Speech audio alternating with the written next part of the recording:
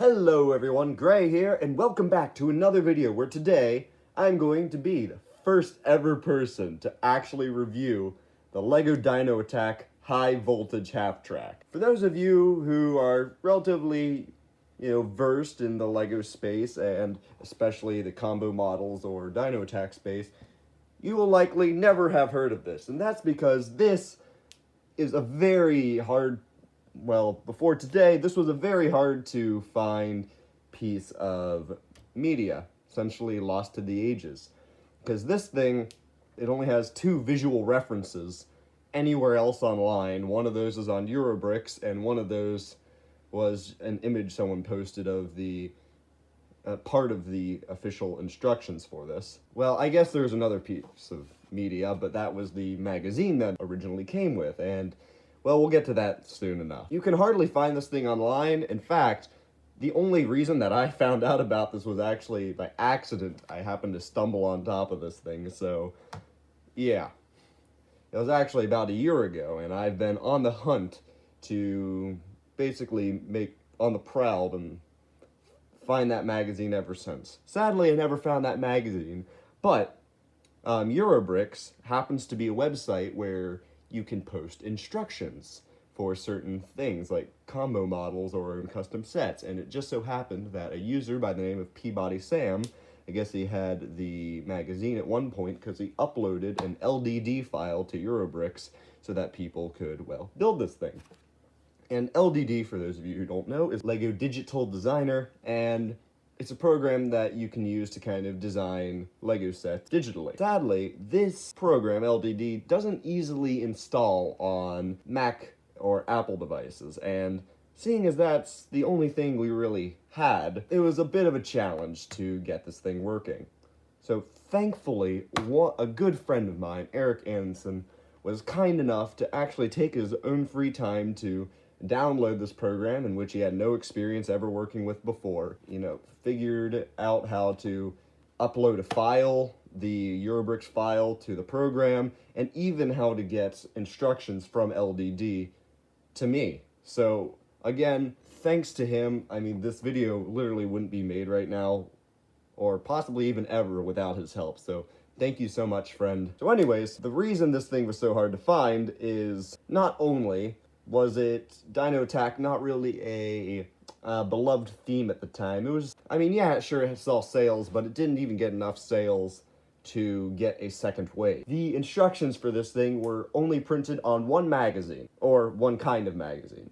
You see, it was printed for the 2005 September through October edition of the LEGO magazine at the time. But not only that, but it was released under the premium Brickmaster edition of that same magazine, making it even harder to come across. Not only were the sets not super popular, but the people who would have gotten their hands on the Brickmaster sets, and also would have had the sets or money to actually put together this, well, the chances get slimmer and slimmer the more you look at it. It's just kind of like a bar graph or a line graph with the probability just constantly going down. So that brings us to our next point, that the Dino Attack High Voltage Half Track is a mix between both the Firehammer versus Mutant Lizard and the Iron Predator versus T-Rex. Again, these were both kind of some of the more bigger sets of the wave, so the probability of someone having both of these at the time and also happening to have the magazine or a friend who did,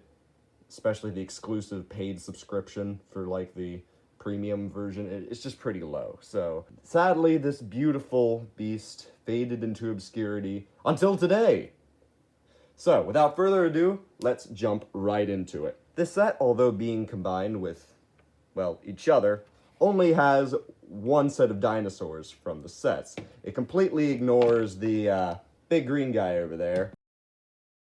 Instead, it uses the smaller lizards, so nothing new here.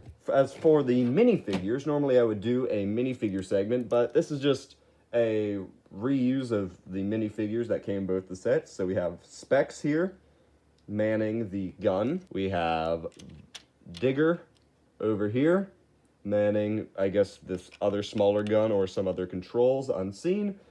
We have Viper with this specific vest. Now, this set does call for a Viper minifigure, so you could use the one that came from the other set that wasn't used, because a Viper comes in both the Fire Hammer and the Iron Predator, and the half-track instructions call for this specific torso, but you can use whichever you like, of course. And well, that takes us through the minifigure. So this thing is definitely bigger than the Fire Hammer, and slightly smaller, although technically shorter than the Iron Predator, is definitely taller. So just getting a good look around. This is a half-track after all, so for those of you who don't know, a half-track is a vehicle that half of it uses a tread and half of it uses a wheel, or wheels. Treads and wheels. So it's definitely a very interesting concept. Apparently they weren't very effective in World War I and II, so you know, I guess it makes sense for more of an obscure build, which, by the way, if you wanted to build this for yourself, I basically made the process nice, simple, and easy for anyone who wants to build this in the future, so you can just check out either my previous or next video, whichever one it ends up being, on the high voltage half track for a speed build, which you can just slow down or stop at different intervals to, as I go through a step-by-step of the building process for this thing. So anyways, turning this thing just nice ways around, you can see it has a really nice profile, a really interesting front, and the lights are not up here as they were on the Fire Hammer, but I don't really mind that looking back.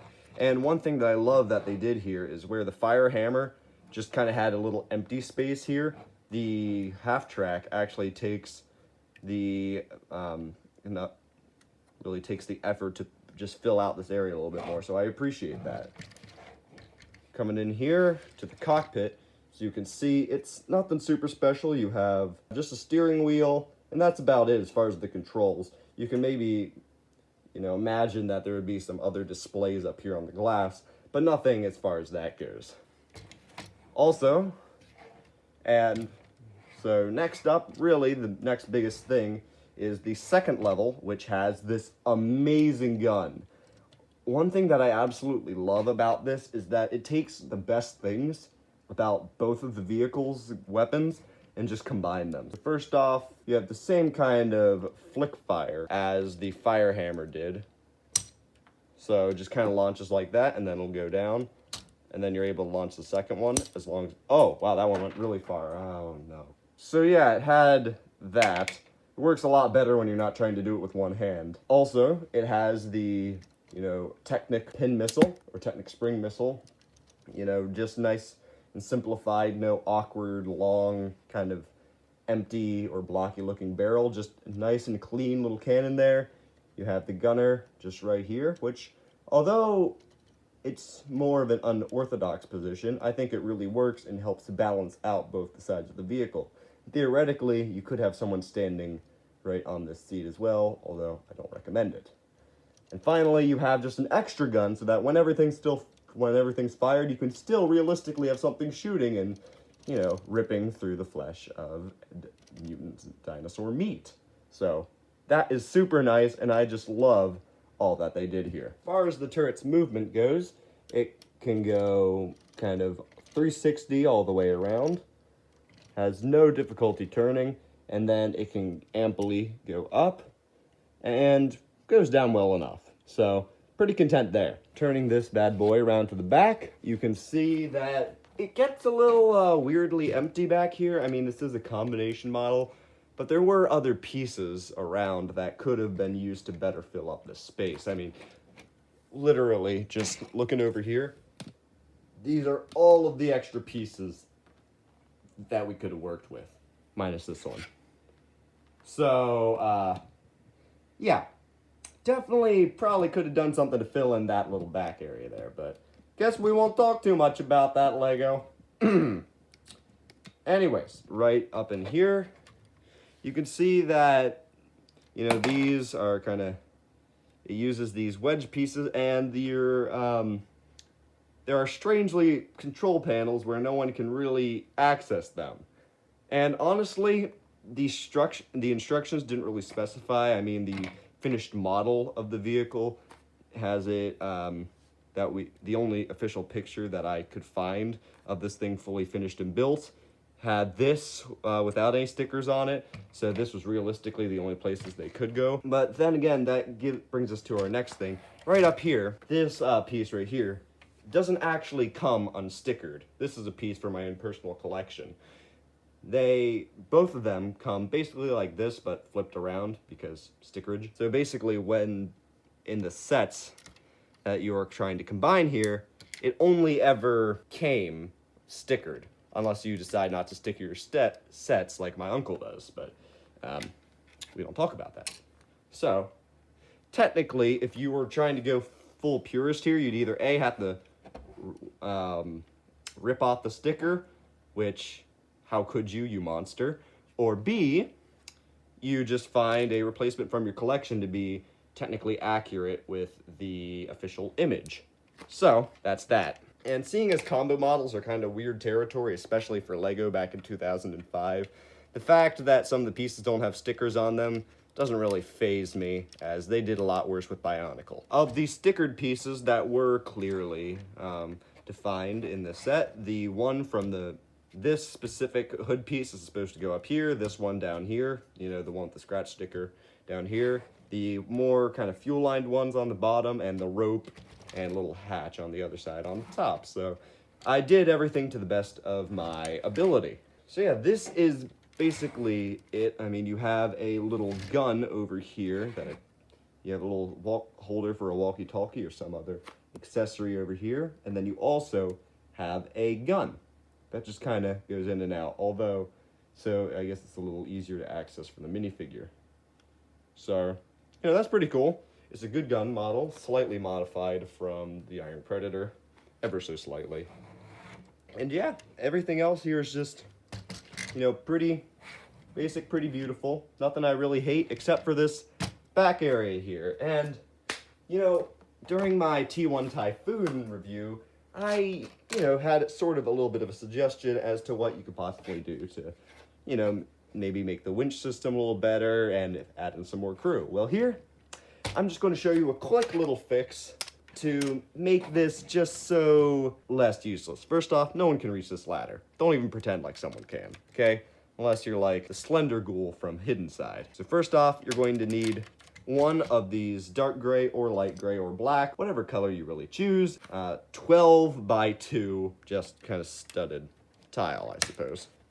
And you just kind of plop that back in there, right against the wall. Next, you take light gray, dark gray, or whatever you choose, 12 by 1 tile, and just kind of slide that over here and put that on the edge. You can't put it any closer because of this Technic beam, so you just kind of gotta put it on the very edge.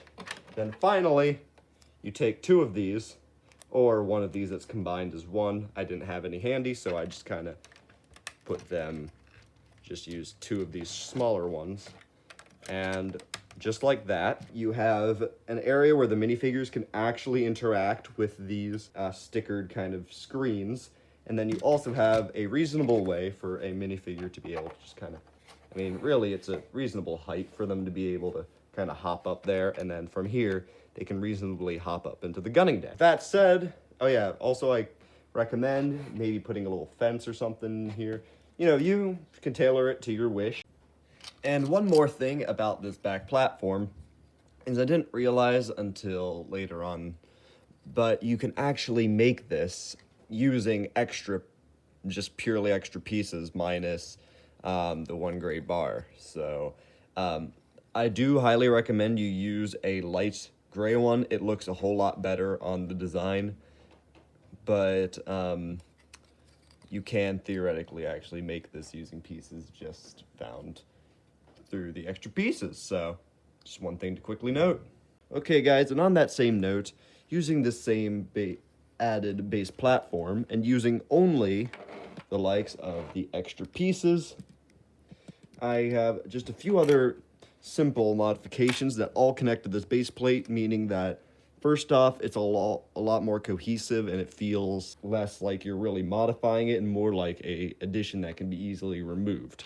So first off, making this small contraption using the leftover radio antenna from the Fire Hammer some teeth, one of these Technic pieces, a stud, and this 2 tall gray brick right here. Just put this nice like that. This way, the radio antenna really just does not get in the way of anything.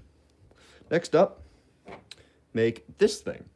So this uses several of the Iron Predator's parts here and the white slope from the fire hammer. It's a pretty simple build though.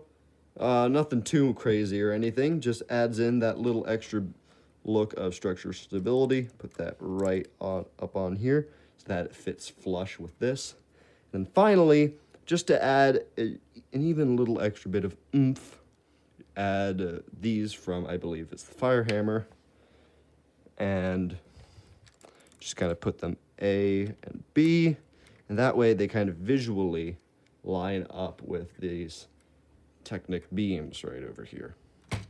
So yeah, and this feels really just nice and cohesive. It's all in one area, so again, it feels less like you're taking away the original feel and look of the vehicle. And again, it can all be easily removed through one kind of swift action here without having to remove any of the vehicle's parts. So yeah, just something nice and easy and optional that you can do to just really take away some of this ugly negative space. Really appreciate you watching. If you decide that, hey, I have 2 of these sets roaming around, somewhere, and I'm not doing anything with them, and this could be a really cool opportunity to transform them into this very rare beast, then I highly recommend you do. It is a good, solid build. I have very few complaints, the only complaint being back here, and of course, it could be a little less gappy in the front, but easy modification, so please enjoy yourselves all, and have a good night.